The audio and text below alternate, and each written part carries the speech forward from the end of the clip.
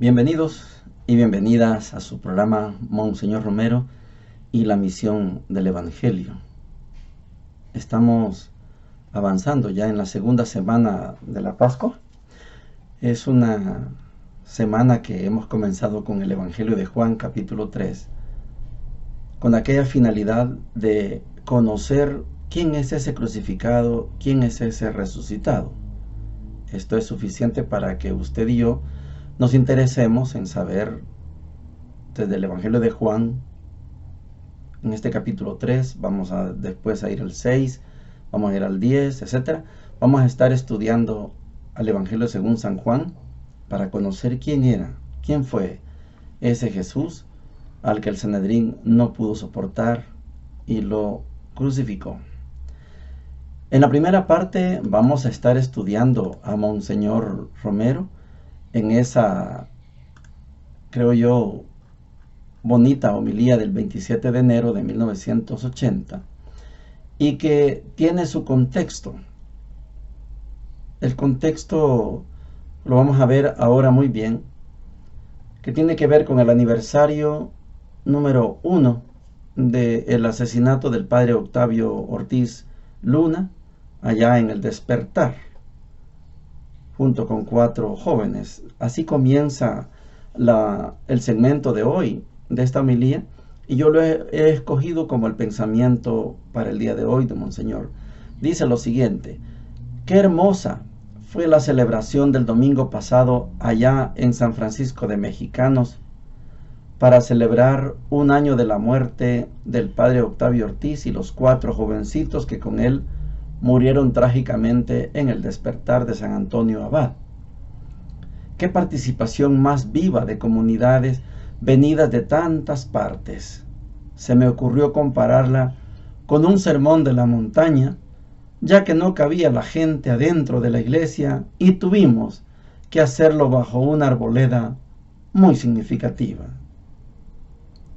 Esta es una epopeya eclesial que dice, cuando la gente, como Monseñor Romero le llamó, la gente o el pueblo es su profeta.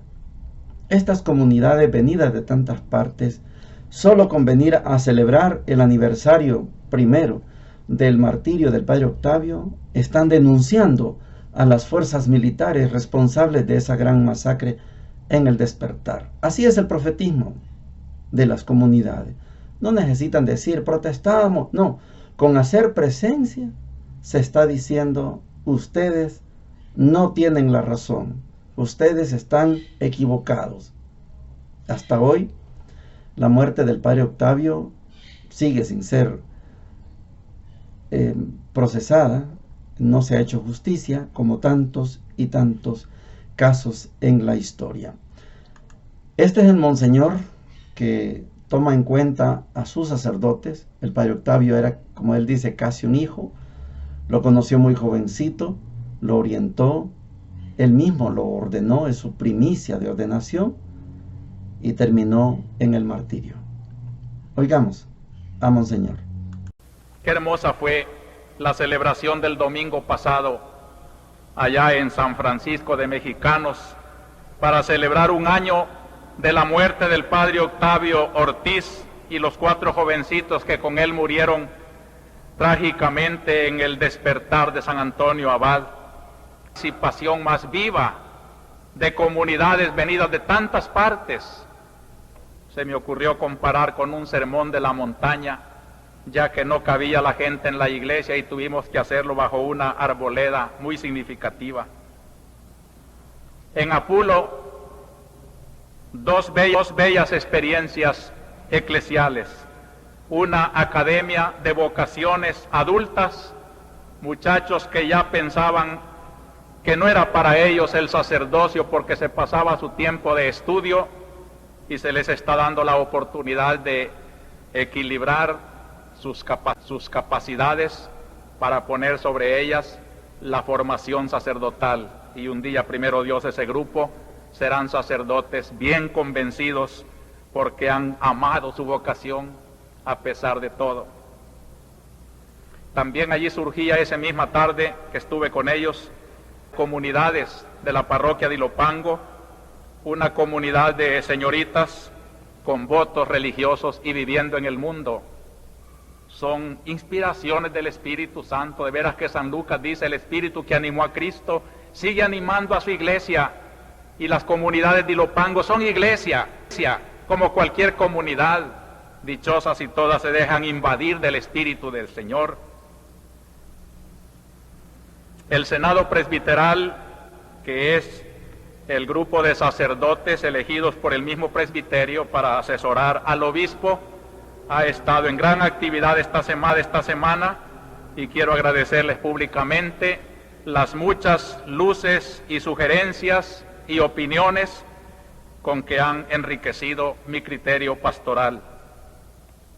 En la vida religiosa también hemos saludado a la superiora general de las religiosas, madre provincial de las carmelitas misioneras españolas. Precisamente esta congregación de carmelitas misioneras va a hacer este día una profesión de religiosas ya brotadas en nuestra tierra, las primeras carmelitas misioneras de El Salvador. Las religiosas carmelitas de Santa Teresa también han elegido a su nueva superiora general, y les auguramos nuevos éxitos en su trabajo religioso y eclesial.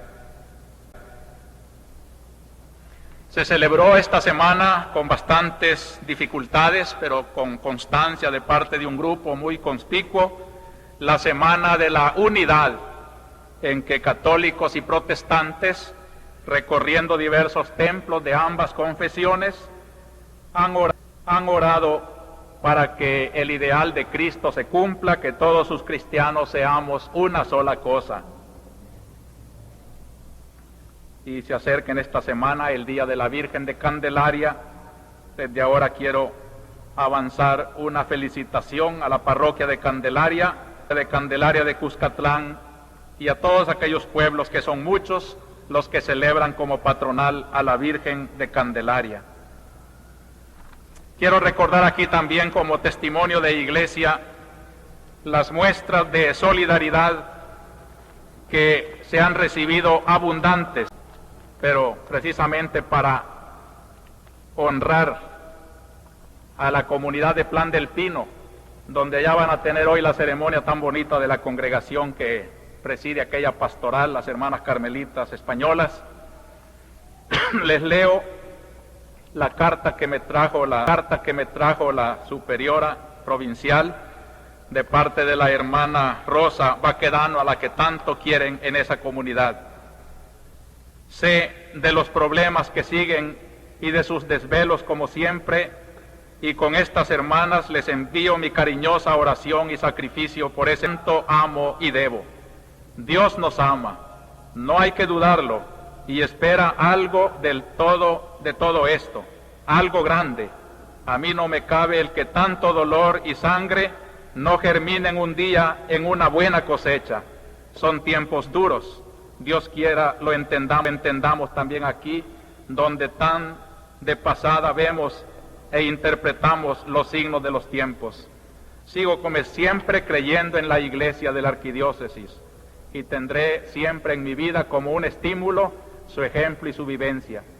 Que las fuerzas del mal recapaciten y aclaren al fin qué pretenden, y vuelvan al camino de la concordia y el amor desinteresado.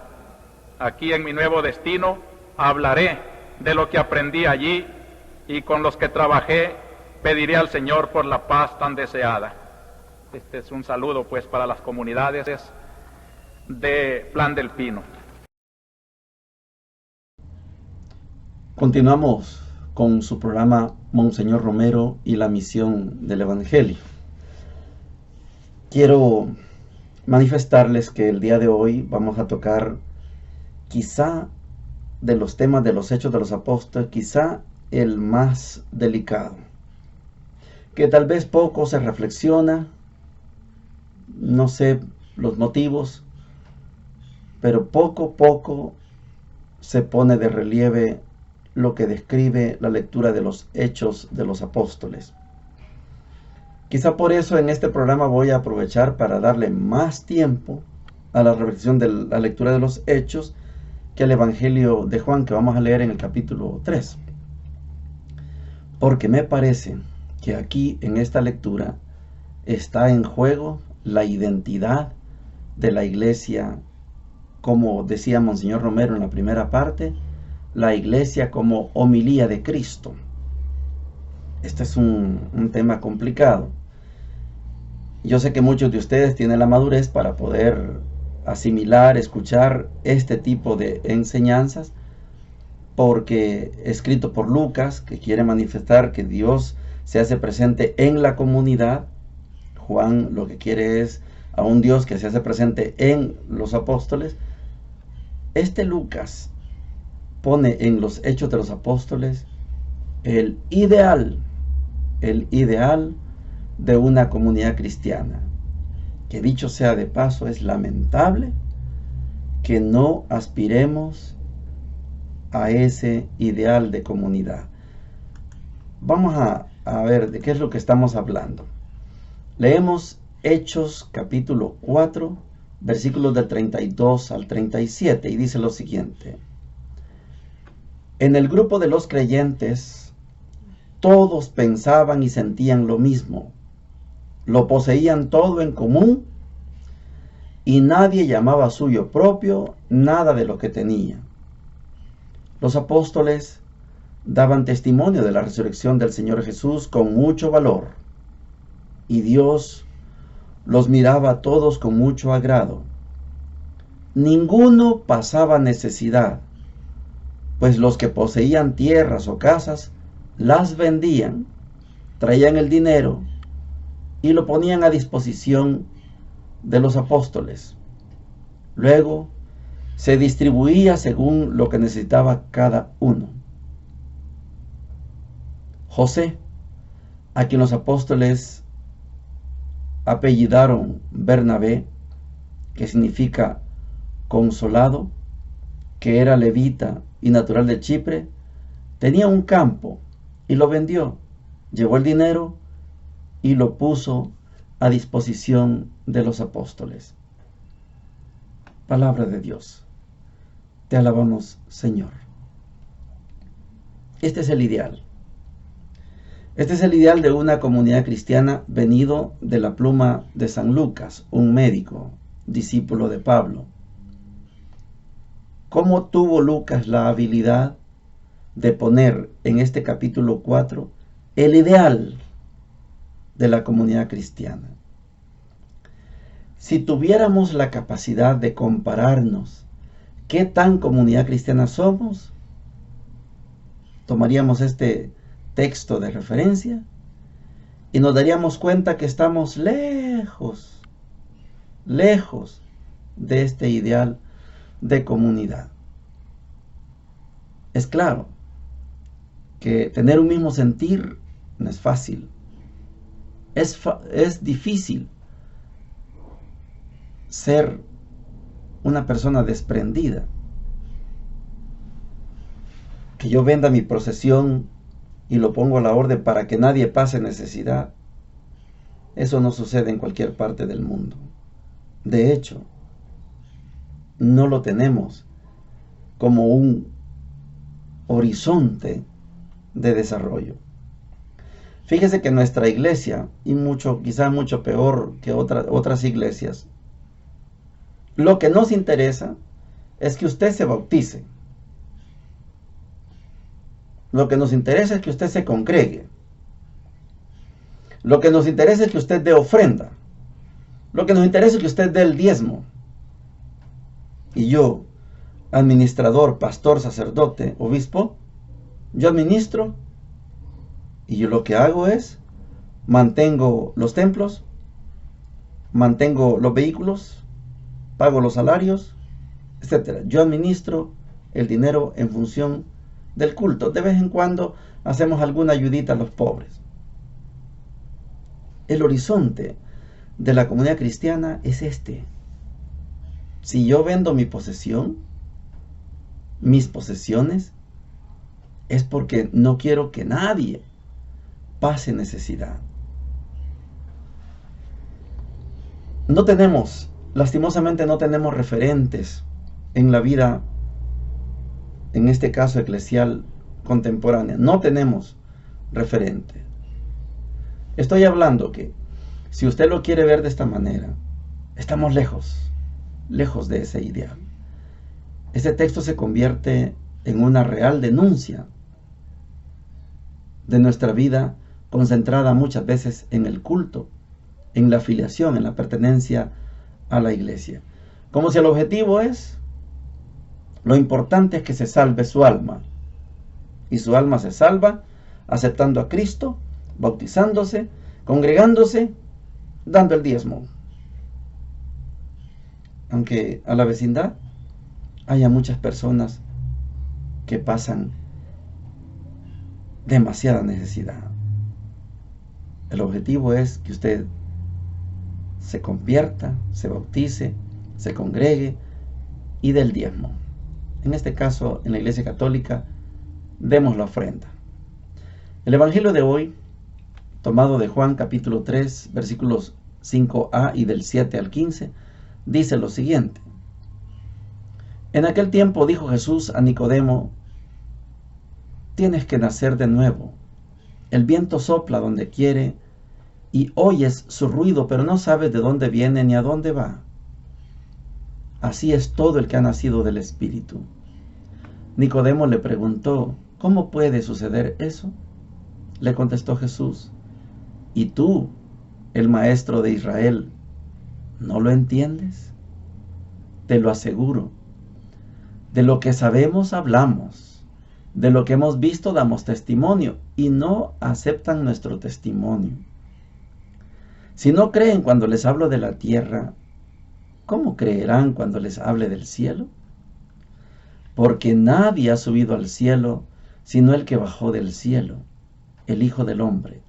Lo mismo que Moisés elevó la serpiente en el desierto, así tiene que ser elevado el Hijo del Hombre, para que todo el que cree en él tenga vida eterna. Palabra del Señor. Gloria y honor a ti, Señor Jesús. Nicodemo,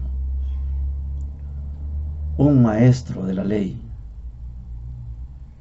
un hombre preparado, no lo entiende. Por eso es entendible que muchas veces usted y yo, está bien que no lo comprendamos todo. ¿Cómo vamos a comprender las cosas del cielo si no comprendemos ni siquiera las cosas de la tierra? Es entendible. No nos vamos a preocupar por eso. En la primera lectura que yo les decía, quiero darle más fuerza a la lectura de los Hechos que al mismo Evangelio. En el primer texto que hemos leído, la primera lectura, Hechos capítulo 4, en ese texto está el ideal. Ahí no hay necesidad ni de mandamientos, ni de diezmos, ni de congregación. No hace falta. Basta que yo tome conciencia de que las personas necesitadas necesitan de mi apoyo. Cuando les he hablado de los 3 niveles, en este caso de la limosna, he dicho que el primer nivel es que si Dios me bendice, yo no tengo por qué compartir mi bendición. Y si el otro no tiene, bueno, el otro es un maldito, porque yo soy bendito, el otro es un maldito, el otro no tiene, por algo no tiene. Y como no tiene, yo no estoy obligado a darle lo que yo tengo, porque lo mío es una bendición. Esa es la primera etapa. La segunda etapa es que yo comprendo que si Dios me bendice, debo compartir mi bendición. Y voy a dar un poquito de mi bendición, y eso se constituye en la limosna. Voy caminando tranquilo y de repente alguien me dice: una limosnita, por el amor de Dios. Yo meto mi mano a la bolsa, agarro una moneda y se la doy. Estoy compartiendo mi bendición, un poquito. Esa es la limosna. Pero cuando llegamos al cristianismo, la tercera etapa, ya no se trata de dar cosas, se trata de dar la vida por los demás. Entonces las cosas, las casas, los terrenos, todo esto es bien secundario. Eso no debe detenerme a mí, no debe atarme a mí. Porque lo que debo hacer como cristiano no es dar una limosna, sino dar mi vida. Por eso, la lectura de los Hechos de los Apóstoles lo tienen bien claro. Todos pensaban y sentían lo mismo, lo poseían todo en común y nadie llamaba suyo propio nada de lo que tenía. Si yo tengo algo, es para los demás. Puedo ser el administrador, sí, pero lo que yo tengo no es mío, nada de propio. Lo tengo para los demás. Ese es el máximo concepto de la posesión. Yo poseo, pero no es mío, es de los demás. Los apóstoles daban testimonio de la resurrección del Señor Jesús con mucho valor. Hay que decir, Cristo está vivo. El imperio romano no pudo, ni ningún imperio puede contra Jesús. Y Dios los miraba a todos con mucho agrado. Ninguno pasaba necesidad. Fíjese que un adagio marxista es aprendido de los anabaptistas en Alemania. Cada quien trabaja según su capacidad, cada quien recibe según su necesidad. Esto es un adagio cristiano, pero esto está en los Hechos de los Apóstoles. Nadie debe pasar necesidad. Nadie debe pasar necesidad. Así sería bonita la vida. Usted se preocupa de trabajar según su capacidad. Y cuando usted ya no puede trabajar, no se preocupe. Usted va a recibir según su necesidad. Bueno, el que les habla estuvo en una congregación, San Vicente de Paúl, congregación de la misión. Yo les puedo hablar con propiedad. Y lo mismo pasa en muchas congregaciones, tal vez no en todas. Cuando yo entré al seminario a los 23 años, era un joven, tenía energía, pero no tenía dinero. Y entré al seminario no pudiendo pagar una cuota. Yo no sé cuánto podría cobrar el seminario por darme mis estudios, por darme la comida, no lo sé. Pero yo entré al seminario. Un día me ordené sacerdote de la Iglesia Católica, muy bien. Trabajé bastante tiempo, di clases como profesor, sí. El dinero que yo recibía se lo damos a una persona que se llama el ecónomo. Hay un ecónomo en la casa y en la provincia hay un ecónomo provincial. El dinero se va a las manos de un ecónomo. Yo no puedo agarrar nada de lo que a mí me den, excepto cuando alguien me dice, mire padre, esto es suyo. Esa es otra cosa. Pero yo voy a celebrar una misa, me dan un sobre, ese sobre va para el economato, para el encargado de la economía. Varios padres trabajamos intensamente en Panamá, sobre todo. Yo estuve en Santiago de Veraguas, una catedral, y ahí hay mucho trabajo. Había días en que yo podía celebrar 3 misas. Los días de fiesta llegué a celebrar hasta 7 misas en un día. Y cada misa da un sobre, cada misa, etc. Y a veces también la limosna. Todo eso se concentra en el ecónomo. Porque el ecónomo sabe quién tiene necesidad. Habían padres bien ancianitos, ya no trabajan, pero nunca les faltó su medicina, nunca les faltó su médico, nunca le faltó su ropita, nunca le faltó su agua caliente. Uno trabaja para que otro tenga lo que necesita. Esto lo puedo decir yo porque lo viví en la congregación. Y sé que muchas congregaciones pasa lo mismo. Distinto tal vez a la vida diocesana, yo eso lo respeto. Pero en la congregación todos trabajamos y damos nuestro dinero, el dinero producido, se lo damos a un administrador, al ecónomo. El ecónomo sabe. Esto que les estoy explicando funciona, pero está reducido a la vida de los miembros de la congregación. Esto que vivimos dentro de la congregación debería ser universal, debería ser para todas las personas. Por eso les decía, si usamos Hechos capítulo 4, del 37 al 42, si usáramos ese texto como nuestro punto de referencia para poder evaluarnos, estamos lejos de esa realidad. Este texto se convierte en un texto de denuncia, porque en el ambiente capitalista cada quien salva su pellejo. Yo tengo lo mío, hay que ver los demás. O sea, regresamos al primer nivel de la limosna o al segundo. Dios me bendice, ese no tiene porque Dios lo maldice. O el segundo nivel, Dios me bendice y doy algo de lo que yo tengo, como compartir mi bendición.